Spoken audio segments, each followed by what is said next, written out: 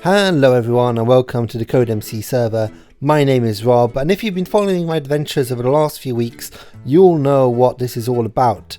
I am standing here next to what I can only describe as a spooky looking door, and inside that door is my labyrinth. We're doing a big community project on the CodeMC server. Each of us has been building a different section of this labyrinth, and this is mine. It's not quite completed yet, but since last time I've added a lot of details, and I thought I would show you how it's all coming along.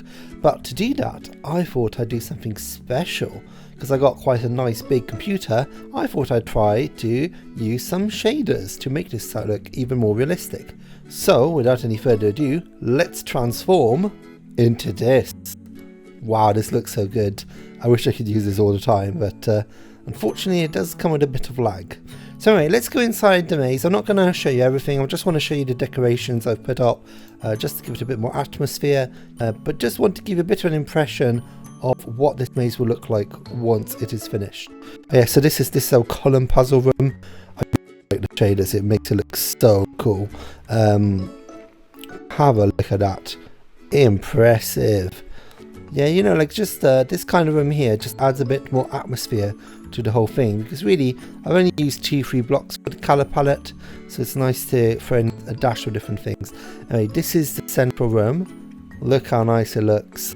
I've lowered the illumination at the bottom to make it look a bit cooler, and I really love that. Now there I am, isn't that beautiful? Oh, so cool. Whoa, look at that. I really love these shaders. Look at the incredible detail. I've just had a thought, why don't I go to the rest of the server and see how it looks with these shaders on. I mean, look at that sky, that's beautiful. Oh man, this is fantastic. Where should we land? Should we land up here? Should we watch the sunset over this beautiful landscape? Oh, I'm even going to take my tools off. Oh, look at that. Oh, look at that.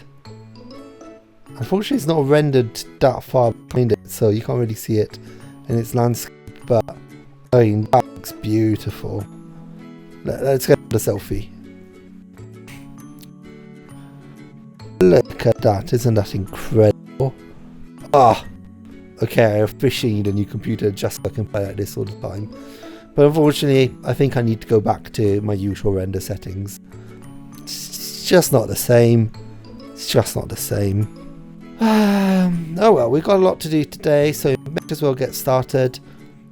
I'm not missing the lag, I have to say. Now first things first, I want to check my shop, because I want to see if I've sold anything else. Okay, no one's put any single diamonds. Oh, we did get 7 diamond blocks though, that's not bad at all. That's quite a nice little bounty. I thought this was going to be a one-off kind of thing, get some diamonds, and that's going to be it, but that keeps on giving. Pretty much all 40 of those diamond blocks, pretty much all from here, so not too bad at all.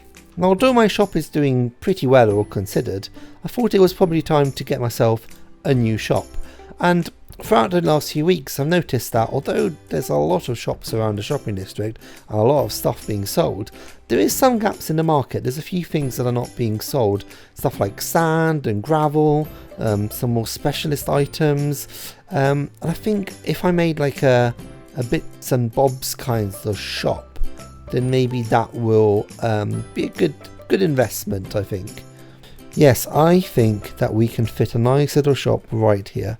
So I've got a design idea, I'm going to collect some items, and then I'm going to get started.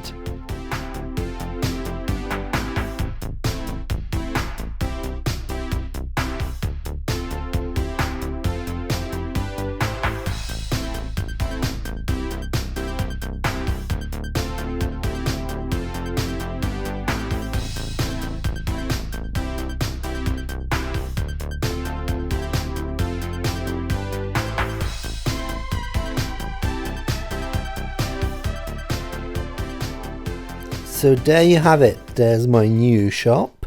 I've named it Bits and Robs. Bit of a pun there, quite fun. I've actually completed the inside, so you can see in here. We've got a lovely big space. I love the windows, they look really cool. There's a bit of details that maybe I want to fix, but at the moment it'll do. I've also started putting some goods that I'm selling. So I've got stuff like gravel and some sand, which I've not seen anywhere, and those are really useful. But also other bits and bobs like, you know, lapis and books and nether scraps and what's it called, glowstones. Everything I can kind of get easy-ish or with just a bit of mining, I've put in this shop. So we'll see in the next few days how this goes. I even put a little suggestion box, so if anybody has any ideas of what else I should sell, then definitely they should put it in, because I can always add more things. I've got plenty of space for it. I'm not entirely sure about this arrangement, but it works for now, and that's what matters really. I've just had a thought. I wonder what this will look like in our magical new settings. I mean, look at that. I'm actually going to take it away so you can see properly. Look at that. Isn't that beautiful? Oh, I really like the light inside. Ah, oh, this shader, man, makes it look so beautiful. So yesterday night I left the computer running, just kind of to get some iron for my farm, and I woke up to this. The USSR welcomes you. I have no idea what this means. I mean, we do have Vladimir Putin on the server, which, you know, Russian, USSR makes sense, but I don't know exactly what this entails. There's nothing out here that I can see. I'm sure this will reveal itself at some point. I'm sure we'll work out what's happening later on, hopefully. If you watched last week's episode, you'll know that I started a quest as part of my Pizza God cult. So you pointed out that it should be a pilgrimage rather than a quest, and I do like the idea of sending my cultists on a pilgrimage. And I actually believe that a few of the other players have actually been on the mission. I think Code has been on the mission, and hopefully he'll show that off in his next video. But today I want to share with you a secret. So before we do that, we need to make sure we're alone. So I can't see anyone here, and there's no one technically on the server. But before I tell you what my secret is, I think I need to make sure that absolutely nobody's listening. Oh no, Avon's onto us. Okay. We need to run. We need to run to a secret place. I'm going to fly far away from everybody else just to make sure that nobody can hear me tell you my secret. Okay, I'm about 3,000 blocks away from everyone. Maybe that should be far enough. Oh no, someone's here. No, run. Further away. Okay, I think I've flown away enough. There's nothing around here that would suggest somebody could hear us.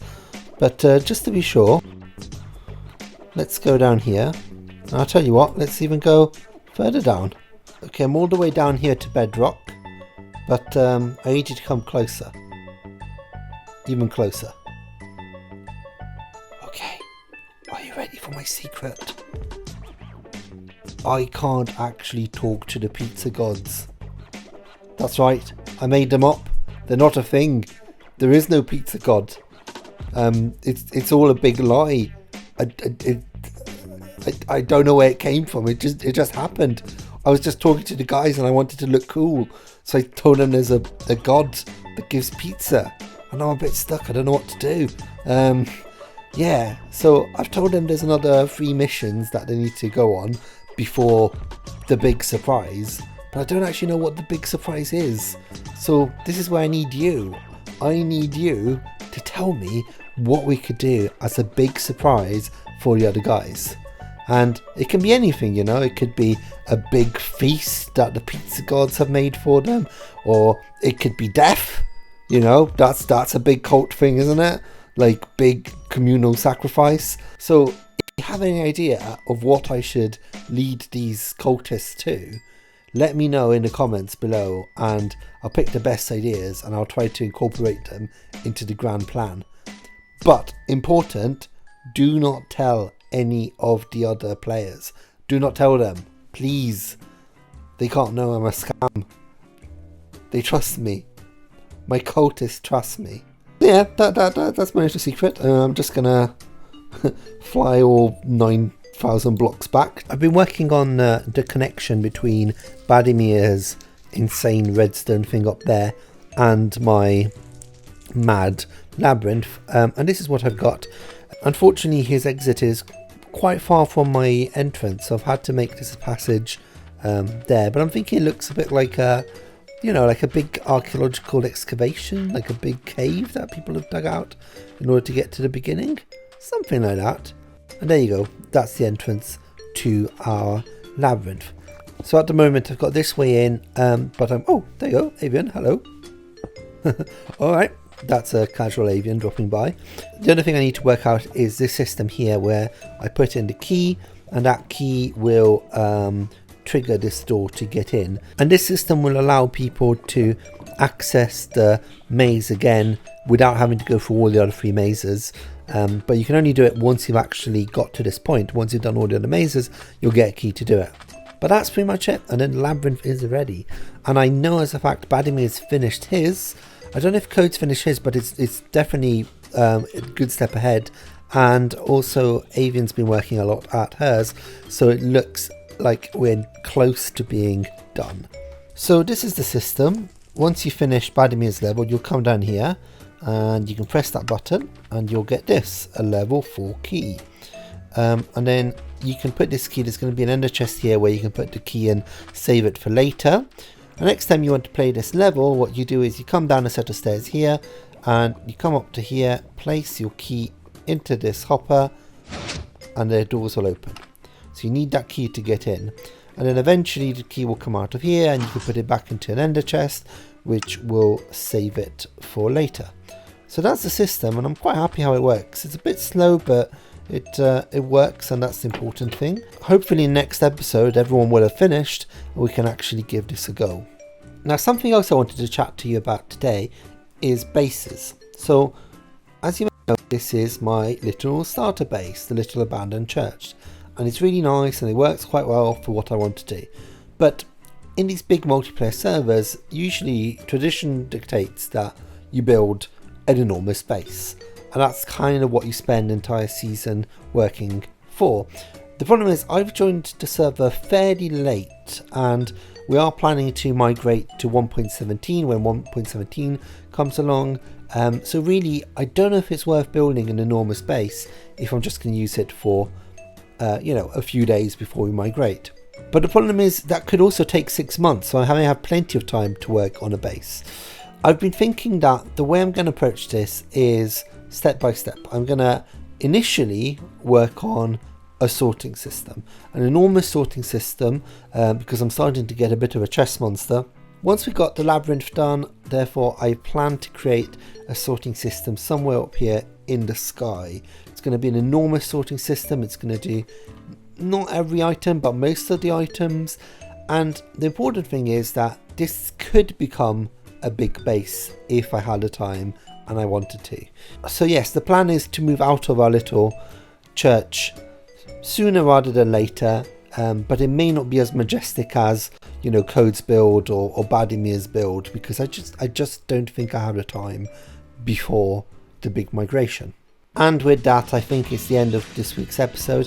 I'm hoping by next week we'll have the labyrinth running, but obviously we'll see how that goes. Depends on other players as well.